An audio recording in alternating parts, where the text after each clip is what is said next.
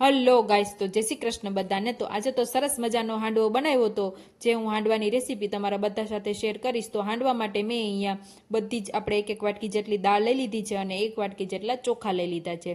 દાળમાં છે અડદની દાળ છે, મગની દાળ છે, તુવેરની દાળ છે અને સાથે ચણાની દાળ છે। બધી જ દાળને આપણે સરસ રીતે ધોઈ લેશું અને ત્યારબાદ તેમાં ચોખ્ખું પાણી ઉમેરી દેશું અને આપણે 3 થી 4 કલાક માટે અહીંયા દાળને પલળવા દેવાની છે।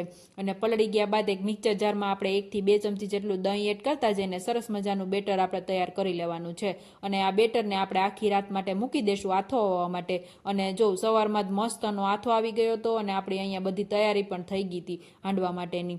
જે આપણે શાકભાજી લેવાના છે ને તે આપણે ખમણીને સરસ મજાના તૈયાર કરી લીધા છે। તો હવે મેં અહીંયા હાંડવાના બેટરમાં ખમણેલી દૂધી, ઝીણી સમારેલી ડુંગળી, આદુ મરચાંની પેસ્ટ અને થોડી એવી કોથમીર એડ કરી દીધી છે। અને ત્યારબાદ સ્વાદ અનુસાર નમક એડ કરીને આપણે હાંડવાને મિક્સ કરી નાખશું। અને હવે આપણે ફરીથી એક તડકો લગાવવાનો છે। તડકામાં રાઈ, જીરું, હિંગ અને હળદર પાવડર અને થોડું એવું લાલ મરચું પાવડરનો તડકો લગાવ્યો છે। તડકો લગાવવાથી બહુ મસ્તનો ટેસ્ટ આવે છે અને થોડા એવા સાજીના ફૂલ એડ કર્યા હતા। અને ત્યારબાદ આપણે એક પેનમાં અહીંયા મીઠા લીમડા અને તલનો વઘાર કરીને હાંડવાના બેટરને પાથરી દીધું છે અને 10 મિનિટ જેવું પાકવા દેશું। ત્યારબાદ 5 મિનિટ આપણે તેને ફરીથી પલટાવીને પાકવા દેશું અને આપણો મસ્તનો હાંડવો થઈ જશે તૈયાર ટેસ્ટફુલ। તો તમને મારી રેસીપી કેવી લાગી ને તે કમેન્ટ કરીને જરૂરથી જણાવજો અને મારી ચેનલને ફોલો કરતા રહેજો।